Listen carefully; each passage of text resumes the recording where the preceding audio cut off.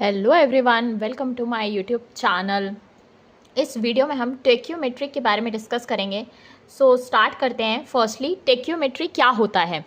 ये ब्रांच है angular surveying का, जिसमें हम हॉरिजॉन्टल और वर्टिकल डिस्टेंस पॉइंट्स का फाइंड कर सकते हैं ऑप्टिकल मीन्स के द्वारा। इसमें हम बिना चेन और टेप के डिस्टेंस मेजर कर लेते हैं और एंगल भी मेजर कर लेते हैं। एंगल्स हम हॉरिजॉन्टल एंगल भी और वर्टिकल एंगल मेजर करते हैं और डिस्टेंस को भी मेजर करते हैं। जनरली ये जो मेथड है ये रैपिड और कन्वीनियंट होता है। ये उन प्लेसेस यूज़ किया जाता है जहाँ पे थोड़े से अनइवन एरियाज होते हैं, हिली एरियाज होते हैं, या डिस्टेंस को चेन और टेप से मेजर करना जहाँ मुश्किल होता है। ये एक टाइप का फास्ट प्रोसेस है और कन्वीनियंटली हम इसको यूज़ कर सकते हैं। ये थियोडोलाइट से कैसे डिफरेंट होता है? थियोडोलाइट में हमारे दो हेयर्स होते हैं, हॉरिजॉन्टल और वर्टिकल, इस तरीके से।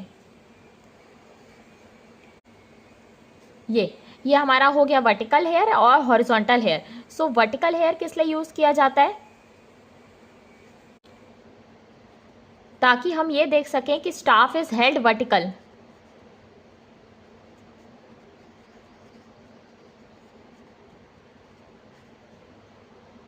कि जो हमने स्टाफ को सामने होल्ड करके रखा है वो एग्जैक्टली वर्टिकल है कि नहीं। उसके लिए वर्टिकल हेयर यूज़ होता है। और हॉरिजॉन्टल हेयर इसलिए यूज़ किया जाता है ताकि जहाँ पे ये हेयर इंटरसेक्ट करेगा स्टाफ में, वहाँ से रीडिंग लेने के लिए। ये जो हमारा टेक्योमीटर होता है, इस पे दो एक्स्ट्रा हेयर होता है, यहाँ पे एक और एक यहाँ पे हेयर। दो ये एक्स्ट्रा हेयर ये कहलाता है अपर हेयर और ये कहलाता है लोअर हेयर। ये एक्स्ट्रा दो हेयर होते हैं टेक्योमीटर में। इसको बोला जाता है स्टेडिया हेयर। ये कहलाता है अपर स्टेडिया हेयर और ये कहलाता है लोअर स्टेडिया हेयर।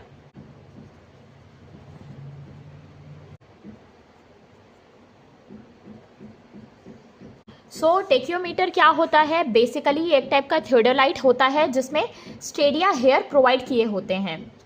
टेक्योमीटर में दो स्टेडिया हेयर्स होते हैं इक्वल डिस्टेंस में, एक ऊपर और एक नीचे। क्रॉस हेयर्स के एक ऊपर और एक नीचे दो हेयर्स होते हैं, stadia hairs. Tacheometer is a transit theodolite with stadia diaphragm.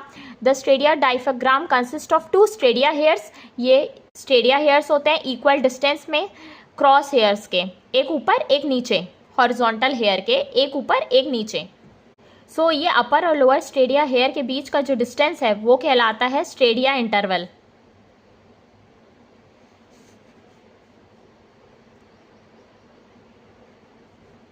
ये क्या डिनोट करता है? ये डिनोट करता है डिस्टेंस हमारा अपर और लोअर स्टेडिया हेयर के बीच का।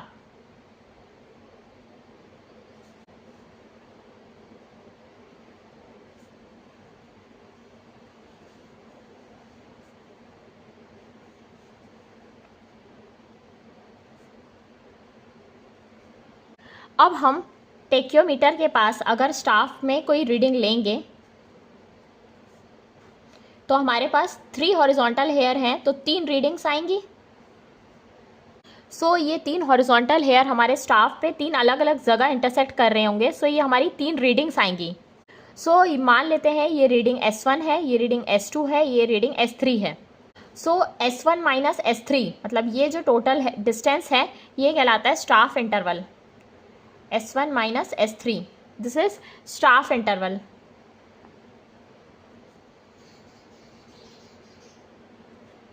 ये डिनोट किया जाता है S के द्वारा। यहाँ पे हमारे पास दो चीज़ें हैं, स्टेडिया इंटरवल और एक है स्टाफ इंटरवल। स्टेडिया इंटरवल दो हेयर्स के बीच का डिस्टेंस होता है और स्टाफ इंटरवल जो दो इंटरसेप्ट होते हैं उनके बीच का डिस्टेंस। अगर हमको डिस्टेंस फाइंड करना है, ये स्टाफ और इंस्ट्रूमेंट के बीच अगर हमको डिस्टेंस मेजर करना है तो यहाँ पे एक इक्वेशन है टेक्योमीटर की, वो कहलाती है टेक्योमेट्रिक इक्वेशन। ये किसके इक्वल होती है? KS प्लस C के। ये तब यूज़ किया जाता है जब लाइन ऑफ साइट हॉरिजॉन्टल है।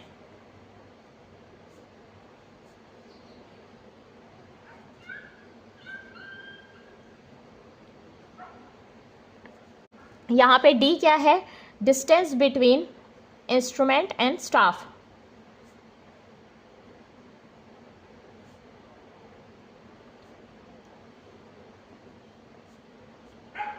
के क्या है? के है यहाँ पे मल्टीप्लाइंग कांस्टेंट, और सी है यहाँ पे एडिटिव कांस्टेंट।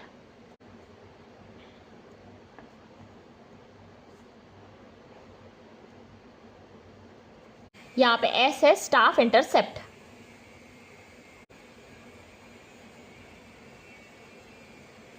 यहाँ पे जो मल्टीप्लाइंग कांस्टेंट है के, वो किसके इक्वल होता है? एफ बाय आई के, focal length bye Stadia interval. F यहाँ पे है focal length of objective.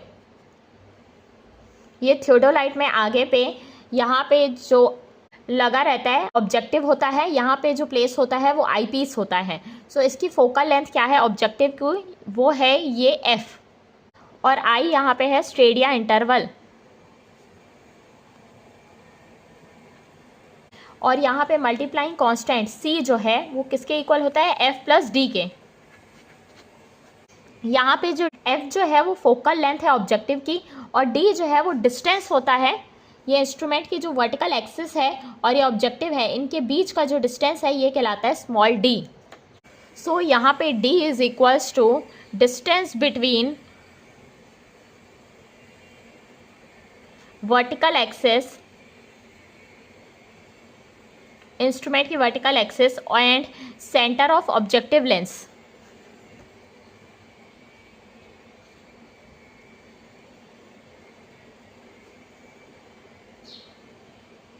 So tacheometer में एनालिटिक लेंस प्रोवाइड किया जाता है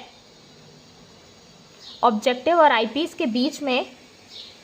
ये इसलिए प्रोवाइड किया जाता है ताकि हमारा जो मल्टीप्लाइंग कांस्टेंट है वो 100 आ जाएगा और सी जो है वो 0 आ जाएगा। सो इस वजह से क्या होता है, जो कैलकुलेशन जो है वो सिंपल और ईजी हो जाती है। सो ये एनालिटिक लेंस जो है वो एक टाइप का कॉन्वेक्स लेंस होता है। सो अगर एग्ज़ाम में ये गिवन नहीं है कि एनालिटिक लेंस है, तो आप एज्यूम भी कर सकते हैं के 100 और सी 0। सो इसको हम एक बार रिकॉल कर लेते हैं। इंपॉर्टेंट कैरेक्टरिस्टिक्स क्या होते हैं टेक्योमीटर के? जो वैल्यू होती है मल्टीप्लाइंग कांस्टेंट के की वो 100 होती है, एडिटिव कांस्टेंट सी 0 होता है, टेलीस्कोप जो है वो फिटेड होता है एनालिटिक लेंस के द्वारा, मैग्निफिकेशन पावर होता है जो आईपीस का वो हाई रखा जाता है। नाउ जो हम टेक्योमेट्री करते हैं वो जनरली हमारे पास 3 मेथड्स होते हैं। सो फर्स्ट होता है हमारा स्टेडिया मेथड, जिसमें 2 मेथड्स होते हैं, फिक्स्ड हेयर मेथड और मूवेबल हेयर मेथड। इसको हम सब्सटेंस मेथड भी बोलते हैं। सेकंड होता है टेंडेंशियल मेथड, थर्ड होता है रेंज फाइंडिंग। सो इसको हम 1 बाय 1 देख लेते हैं। सो स्टेडिया मेथड क्या होता है? जो टेक्योमीटर होता है उसमें जो वायर्स होते हैं, 3 तरह के वायर्स होते हैं क्रॉस वायर्स के अलावा भी। सो उन वायर्स को स्टेडिया वायर्स बोलते हैं, और जो वर्टिकल डिस्टेंस होता है उन स्टेडिया वायर्स के बीच का वो कहलाता है स्टेडिया इंटरवल। सो इसमें हमारे 2 मेथड्स आते हैं, फिक्स्ड हेयर मेथड और मूवेबल हेयर मेथड। सो टेक्योमीटर में हमारा क्या है? अपर और लोअर स्टेडिया हेयर्स हैं। सो अगर हम टेक्योमीटर को प्लेस करेंगे, ये हमारा स्टाफ हो गया। सो हमारे जो अपर और लोअर स्टेडिया हेयर्स हैं उनको जब हम फिक्स्ड रखेंगे वो कहलाता है फिक्स्ड हेयर मेथड। सो यहाँ पे फिक्स्ड हेयर मेथड में आई जो है वो हमारा कांस्टेंट हो जाएगा। सो हम स्टाफ को पहले ए स्टेशन पे रखेंगे, फिर बी पे रखेंगे।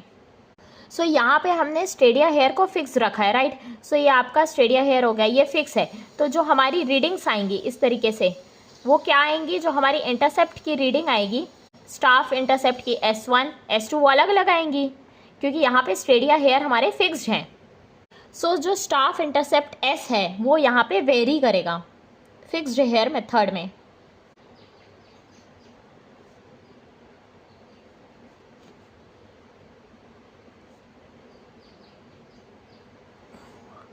सो नेक्स्ट जो है हमारा मूवेबल हेयर मेथड, उसमें हम इसका अपोजिट करते हैं, हेयर को मूवेबल रखते हैं। सो इसमें हम स्टेडिया इंटरवल को वेरी करवाएंगे। सो अब हम इंस्ट्रूमेंट को प्लेस करेंगे और स्टाफ को प्लेस करेंगे पहले ए पे फिर बी पे। सो यहाँ पे जो हमारा स्टाफ इंटरसेप्ट है, स्टाफ इंटरसेप्ट एस, उसको हम फिक्स कर लेंगे, मतलब उसको कांस्टेंट रखेंगे। सो यहाँ पे ये वाली जो डिस्टेंस रहेगी ये सेम रखेंगे। सो ये दोनों स्टाफ के लिए जो रीडिंग है वो सेम है एस। सो यहाँ पे क्या चेंज होगा? सो इसकी ये रीडिंग हो गई, इसकी जब हमको रीडिंग लेनी होगी वो हम इस तरीके से लेंगे। सो यहाँ पे जनरली हमारा जो आई है वो वेरी करता है। सो यहाँ पे जो एंगल बनता है बीच पे ये कहलाता है स्टेडिया एंगल, ये कहलाता है अल्फ़ा। सो मूवेबल हेयर मेथड में हमारा जो स्टेडिया एंगल अल्फ़ा है वो वेरी करेगा और फिक्स में ये कांस्टेंट रहता है अल्फ़ा, ये सेम रहेगा दोनों केस पे स्टेडिया एंगल। सो इसको हम एक बार रीड आउट कर लेते हैं। When the parallactic angle alpha defined with the help of stadia wires it's kept fixed. जो अभी हमने बताया इस तरीके से जब हम अपर और लोअर स्टेडिया हेयर को फिक्स करेंगे तो जो हमारा स्टाफ इंटरसेप्ट है वो वेरी हो जाएगा। इस तरीके से एस हमारा वेरी होने लगेगा। तो यहाँ पे देख सकते हैं पहले ए बी था, फिर ए डैश बी डैश हो गया, तो ये मेथड कहलाता है फिक्स्ड हेयर मेथड। नेक्स्ट जो है हमारा इंस्ट्रूमेंट में ऑब्जर्वेशन लेने का तरीका होता है movable hair method. So another way use to make observation is to keep the staff intercept fixed. अब हम एस को फिक्स रखेंगे यानी कि ए बी और A double dash B double dash उसको फिक्स करेंगे तो क्या चेंज हो जाएगा? हमारा पैरालेटिक एंगल यानी कि अल्फ़ा चेंज हो जाएगा, वो हमारा अल्फ़ा और अल्फ़ा डैश आ जाएगा। इस तरीके से अल्फ़ा और अल्फ़ा डैश ये एंगल हमारे चेंज हो जाएंगे मूवेबल हेयर मेथड में। सो ये डिफरेंस आपको पता होना चाहिए। सो टेक्योमेट्रिक की important equation, tacheometric distance equation D equals to K S plus C. K multiplying constant है वो होता है एफ बाई आई के इक्वल। इसको हम स्टेडिया इंटरवल फैक्टर भी बोलते हैं। अगर हम एनालिटिक लेंस यूज़ करेंगे तो C 0 हो जाएगा और K 100 हो जाएगा। तो इक्वेशन क्या हो जाएगी हमारी? D equals to K S. सो यहाँ पे एक इक्वेशन और है टेक्योमेट्री में, जब लाइन ऑफ साइड हमारा इंक्लाइंड है। अभी हमने जो इक्वेशन पढ़ी वो लाइन ऑफ साइड जब हॉरिजॉन्टल थी उसके लिए थी। यहाँ पे इंस्ट्रूमेंट हमारा प्लेस्ड है। अब लाइन ऑफ साइड अगर हमारी इंक्लाइंड है उससे रिलेटेड भी पूछा जाता है डिस्टेंस क्या होगा।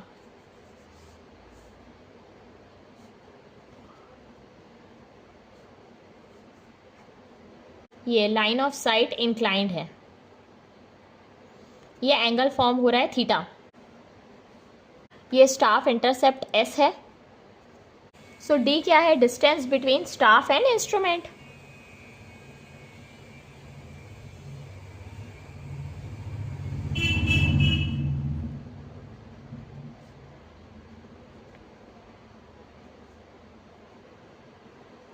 If line of sight is inclined,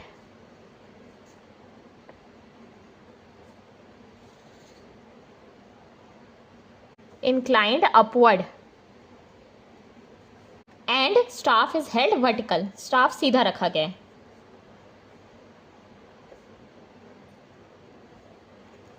सो ये जो D होता है वो आपको याद रखना है, ये किसके इक्वल होता है? K S cos square theta plus C cos theta.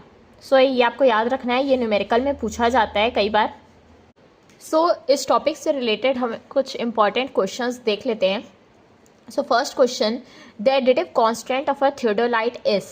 Additive constant क्या होता है? सो एडिटिव कांस्टेंट यानी कि C हो गया।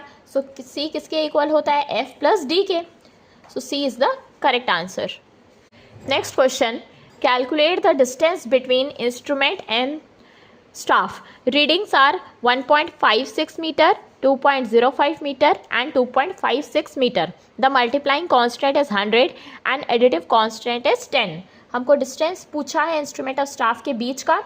K गिवन है 100, C गिवन है 10। स्टाफ की रीडिंग गिवन है, 3 हेयर्स रहते हैं तो अपर रीडिंग, सेंट्रल रीडिंग और लोअर रीडिंग।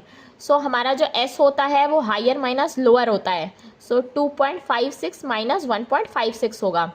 सो D किसके इक्वल हो जाएगा? के एस प्लस सी के। वैल्यूज पुट कर देंगे। K इज़ 100, S आ गया 2.56 minus 1.56 which is 1 plus 10। So ये किसके इक्वल हो जाएगा? 110 के। सो option B is the correct answer.